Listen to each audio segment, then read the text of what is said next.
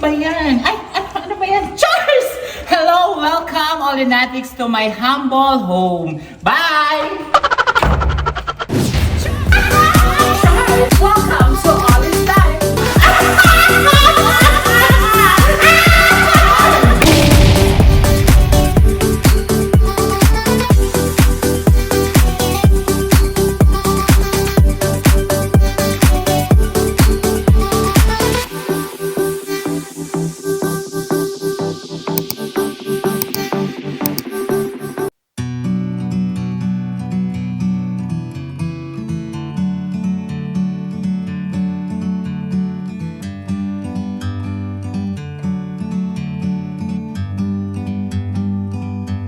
Like a bird on a tree,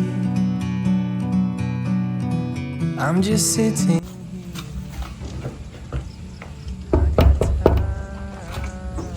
Sino ba yan? Ay, ano ba yan? Cheers! Hello, welcome all lunatics to my humble home. Bye! Cheers! Pasok mga ka-lunatics. Hello mga ka-lunatics. This is your ultimate real life Santa Claus, Santa Oli. Welcome to All is Life, kung saan mabubusog na naman kayo sa kakatawa. Cheers! Ang ganda mga ka-lunatics magsalita dito sa loob ng aking bahay dahil may echo. Cheers! So parang ano lang, try natin yung Celine Dion, yung my heart will go on. Cheers! Ano nga una na? Ay, sige. Thank you, Mr. Editor. Ganito Wait lang, isa pa.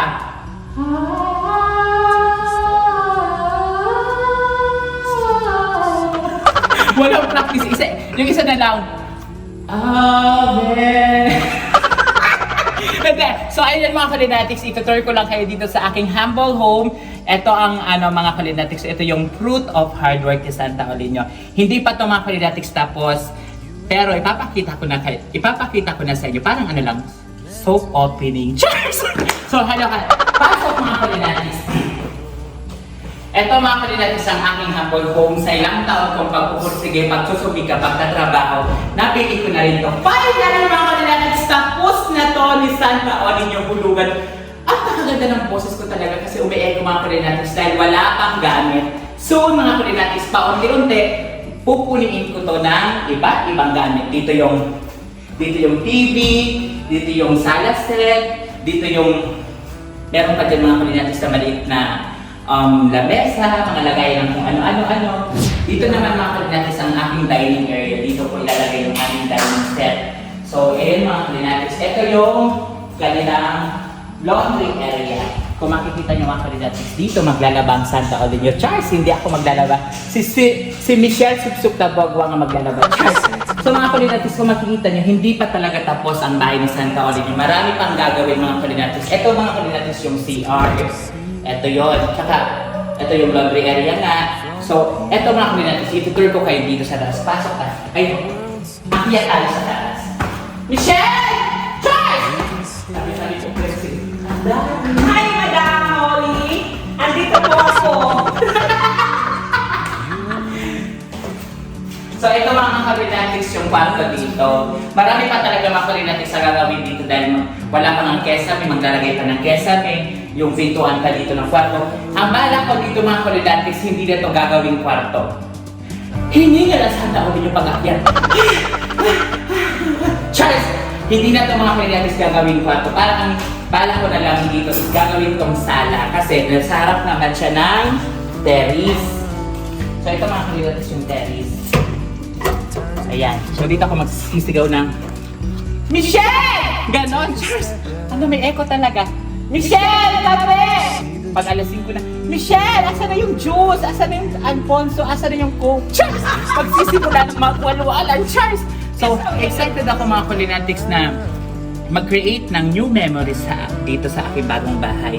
Siyempre, excited ako mag-create with my family and friends. Sana, mga ka-lunatics, nandyan kayo lagi para suportahan nyo ang mga kabardagulan namin ng aming pamilya at ang aking mga kaibigan. So, super excited ako mga ka-lunatics. Kaso lang, marami pang gagawin dito mga kulinatics. Kaya paunti-unti hanggang yung pangarap kong bahay ay matupad. Ganun lang yung mga kulinatics kasi hindi naman natin pwede biglain ang lahat. Kailangan paunti-unti hanggang makamit mo lahat-lahat ng mga pangarap mo. Advice pa rin yan ni Santa Olin. Hinihingal talaga ako mga kulinatics. Wait lang, kailangan ko talaga ng oxygen. Cheers! Ay! Extra! Gusto ba sana gusto lang nito mag-extra mga kulinatics. Darating tayo dyan. Mare, ano na? Magsisimula na tayo! May bahay na si Santa Olin at bayad na to mga kulinatics. Paid na, tapos na.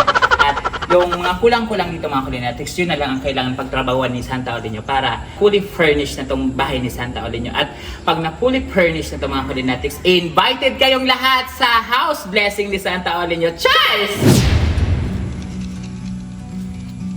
So ayun mga kulinatics, kung makikita nyo, ito po mga kulinatics ay sa akin pa to. Ito ay vacant lot mga kulinatics. Dahil ang kinuha po is corner. Nasa corner ako mga kulinatics. Bali, ito yung aking house. Tsaka ito mga kulinatics ay bakanting lote. May plano pa dito si Santa Olin. Pero kailangan pa mga kulinatics si Santa Olin mag-ipon-ipon dahil medyo malaki ito mga kulinatics. Sabi ni engineer, medyo pricey. Kaya kailangan pa ni Santa Olin kumayod ng kumayod. Cheers! So, simula dyan mga kulinatics sa akin pa yan.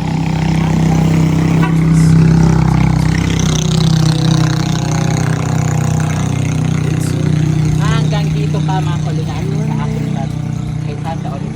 Papatayuan to ni Santa Olin ng Oli TV headquarters mga kulinatics. Cheers! Yung Oli TV headquarters, napakalayo naman sa syudad. Cheers lang mga kulinatics. So ang plano ko dito mga kulinatics, simple lang, magiging ano siya, garahe ng sasakyan ni Santa Olin. Cheers! Lord, sana ipagkaloob po ng sasakyan ni Santa Olin. Kailangan pa talaga, marami pang mga kulinatics, kailangan ko pang magtrabaho dahil sabi nga ni Santa Oli dahil sabi nga mga kulinatics ni Santa Oli, pag may pangarap ka, kailangan mong magtrabaho dahil bandang huli lahat ng pangarap mo ay matutupad.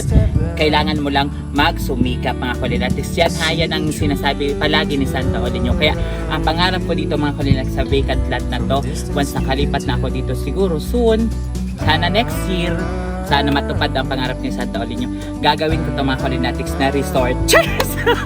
Cheers lang mga kulinatics.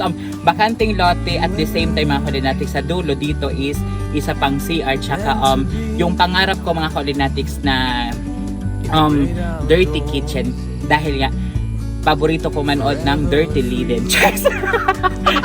Dirty kitchen mga kulinatics inspired by Lagranhan. Yung nakita ko mga kulinatics dun sa Lagranhan, napakaganda ng kanilang kitchen.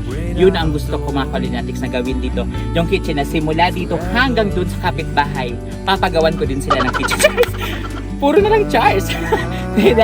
Joke lang yun mga kulinatics. Basta dirty kitchen, garahe, at saka sa second floor, yung pangarap ko naman na master bedroom. Gusto ko magkaroon mga kulinatics ng master bedroom.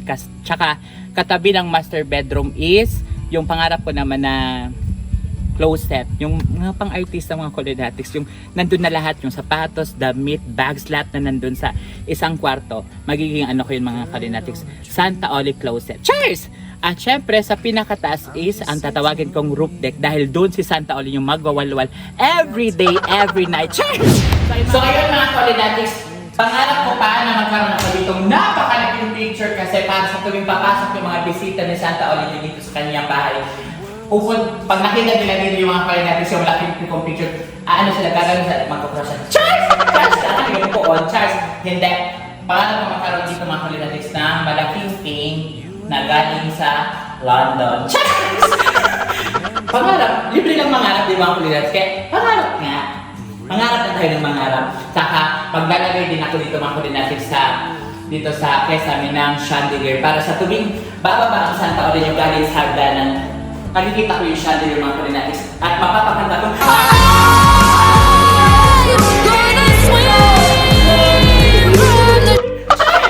So ayun mga kulinatics, marami pa. Ito nga mga kulinatics yung wiring hindi pa nila natatapos kasi ito mga kulinatics dito na talaga to. So sabi ko sa kanila, maglalagay ako dito ng Last Supper. Kaya sabi ko, pinamove ko dito mga kulinatics. Kaya imumove nila to dito. So, kaya hindi pa nila natatapos yan. Marami pa talagang gagawin dito mga Kulinatics. Ang ano pala mga Kulinatics, ang sabihin ko pala sa inyo, etong bahay ko dito mga Kulinatics, actually yung hagdanan is hindi dapat dito. Yung hagdanan is dapat dito.